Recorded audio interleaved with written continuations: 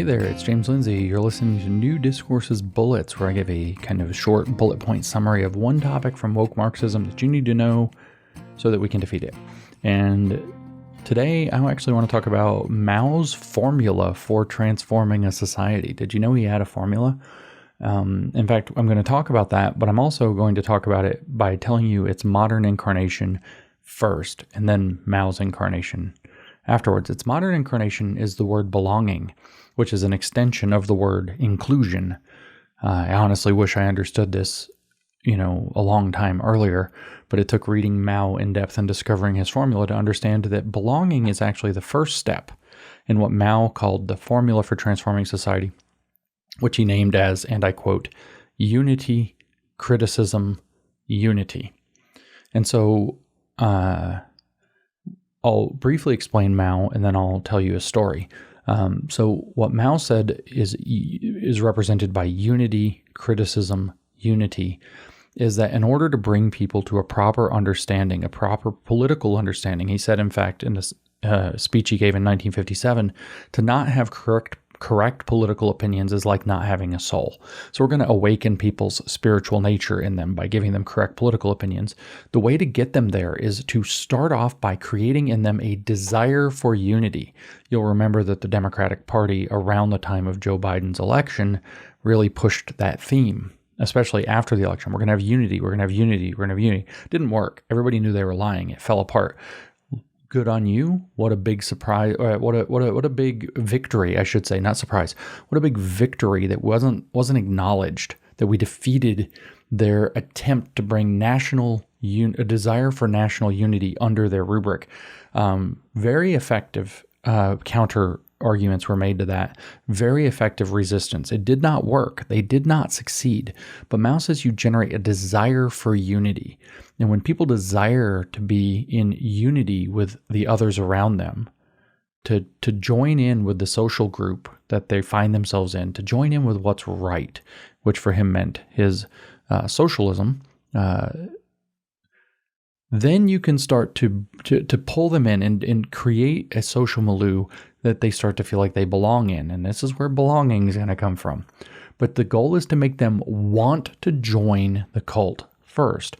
That can happen in a number of ways.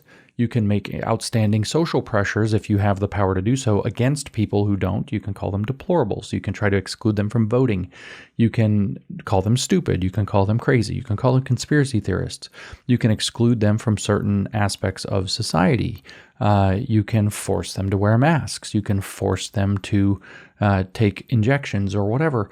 And you can just say, you're the reason that things aren't getting better. We would be done with this pandemic if you would all just do the thing. Don't you want to be with us? Don't you want unity? See, that's a mass scale, right? Or why are we at a fight all the time? Because you keep saying racist stuff. If you would just check your privilege and start learning a little bit about racism, anti-racism, if you become an anti-racist, then we could get past this. That's your anti-racist vector of the same thing. If we could all together kind of come to, maybe a DEI workshop or an unconscious bias, or you have all these unconscious biases. If we could learn to identify and overcome those, we would have better group harmony. We would have a less racially contentious workplace or sexually contentious or whatever workplace. We could overcome the things that divide us if we were to acknowledge them correctly rather than keeping them hidden. You hear those narratives. So the desire to belong, the desire for unity is the beginning of the cult indoctrination. Once people have the desire, Mao explains, then you begin criticism and self-criticism, what in Chinese they called struggle, the struggle sessions that were famous from the Cultural Revolution. Struggle is a process of criticism and self-criticism to reveal the ways that you've acted in the past that prevented the unity within the new ideology, prevented you from being able to achieve that unity. See? So you create the desire to be in union with the cult, then you get people you criticize people and get them to criticize themselves for failing to live up to what's required to actually achieve unity. You had all these racist thoughts. You upheld a racist system. You're still part of a racist mentality. You still have bourgeois values. Whatever it happens to be, you get them to criticize themselves. You're an individualist. You don't believe in the class. You don't believe in the collective. you aren't supporting for everybody. We're going to have a long winter of disease and death because we have a pandemic of the unvaccinated. So don't you want to desire to be a part of the vaccinated? And if you're not, or if you are, we can now strengthen that commitment to it by criticism and self-criticism. I'm just doing my part. We're all in this together. You've heard these things. Kamala Harris's third favorite word is probably together, together, together, together. There's a reason why. Create the desire for unity, then use criticism and self-criticism to deepen commitment. In Mao's formula, after that commitment was established through criticism and self-criticism, you begin the process of study so that you can get into proper unity. You overcome most or all of the problems that were keeping you, the problematics, the individualist standpoint, the bourgeois values, the racism, the transphobia, the homophobia, whatever it is that you have to criticize and self-criticize out of yourself in your social group through struggle and through self-reflection, self-critique, and a lifetime commitment to social activism, as Robin DiAngelo demands, to overcome white fragility and be a true anti-racist. A lifelong and ongoing commitment to self-reflection, self-critique, and social activism. That's her criteria for being an anti-racist. That's unity, criticism, and then eventually unity on the other side when we're all finally unified without strife, without conflict, because we all have correct political opinions. Our souls have all merged. The spirit has been harmonized. It's a phenomenology of spirit for a little reference there. The spirit has been harmonized. The spirit of society has been harmonized, and everybody is now in accord with one another, and we have true unity, not the false forms of unity that were fractured and fragmented before we entered into the full collectivist state. So that's Mao's formula for thought reform, for collectivist totalism. It is unity, criticism, unity. And this is what belonging is about. So here's a story. A year and a half ago or so, I was in Oklahoma, and I had the opportunity to go sit down with the president of the University of Oklahoma, Joe Harroz, or Haraz. I'm not sure how to say his last name. Harroz. Harroz or Haraz. One or the other. Haraz, I'll say. And so I sat down with him, and he wanted to talk to me. He wanted to hear me out on DEI, as some people had requested. We had this meeting. So I told him about DEI, and I told him equity is socialism. Here's why.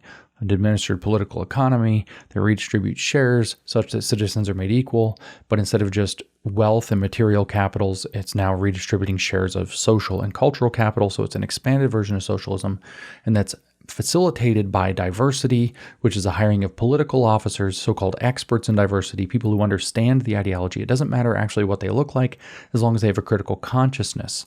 And that critical consciousness might be of race, regardless of their own. It might be a consciousness of their own race, or they could be a white ally, for example. It's a consciousness of race in general and their role in the dynamic. So only activists to qualify. These are political officers. In other words, so diversity is the hiring of commissars to achieve equity, which is socialism. So diversity and equity go together. Equity is the goal, it's socialism, and diversity officers become the political officers or the commissars who lead you there. And then inclusion is the excuse by which people who don't fit in are going to be removed. They create a non-inclusive or an exclusive environment by their presence, by the things they say, by things they've said in the past, and thus the memories they invoke. And even things or ideas can do that as well. You know, we may have to get rid of Shakespeare because it reinforces a white frame or whatever, you know, a white American history. We might have to get rid of Thomas Jefferson and just teach that he was a slaveholder, and that's the only relevant point. You get the idea, right? So inclusion is censorship and purges. So when you put those together, you have socialism that's being enforced by political officers, that's equity and diversity, under an overarching value of inclusion, which is the justification for censorship, pre-censorship, and purges of anybody. So I explain this to Joe Haraz, and he looks at me, and he gets that politician smile on his face, and he crosses his legs, and he leans forward, and he says, well, we just want to make a campus where everybody feels like they belong. And I said, Joe, you know I know what that means. You're not going to fool me with that. We had a little bit more of a real conversation after the politician attempt. But I wish I would have known at the time what I know now, that's the desire for unity. We just want to create a campus where everybody feels like they belong. That's the desire for unity at the beginning of the formula that Mao Zedong laid out for is socialist totalism, his thought reform into socialist totalism. You see, because what happens after we make a campus or a institution or a workplace where everyone feels like they belong, and that's the excuse for the DEI program, the DEI workshop, well, that means we need to have the unconscious bias training, where the criticism and the teaching of doing self-criticism, and eventually they go home and do the work, or in other words, study, as it was called in Chinese, shuishi in Chinese, where that's going to get taken up. Right? So first, we're going to create the desire for unity. We just want a place where everybody feels like they belong. That's belonging. That's belonging. And then you enter into the DEI Commissar for Socialism with Censorship and Purges program as a result. And that's your criticism stage. And if everybody goes along with it, or we purge everybody, we fire everybody who won't go along with it, and we just rehire people according to that, then everybody will be of the same ideology and we'll have unity on the other side. It's unity, criticism, unity. So what you have to understand is this Maoist program called Unity, Criticism, Unity is underlying all of DEI training. It's underlying all of unconscious bias training. It's underlying most of SEL, what they're doing to the kids in school, social emotional learning. When they teach the kids that their skin color is bad, but if they became some kind of a marginalized sexuality or gender, then they would be good. They're doing the desire for unity, but they're using criticism to make, say, straight white kids feel like they don't belong until they choose an identity that allows them to feel more unity with the new ideological program in which they are stuck, with the explicitly given values for the social emotional learning program being, guess what they are? Equity, sustainability, and inclusion. That same set of overarching values. Sustainability is a value as opposed to diversity being an excuse for a political officer.